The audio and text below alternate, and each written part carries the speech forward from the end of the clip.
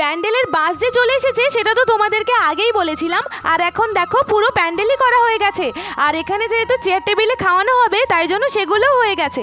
জমির এই পোর্শনটা দেখছো না, এখানে হবে রান্না।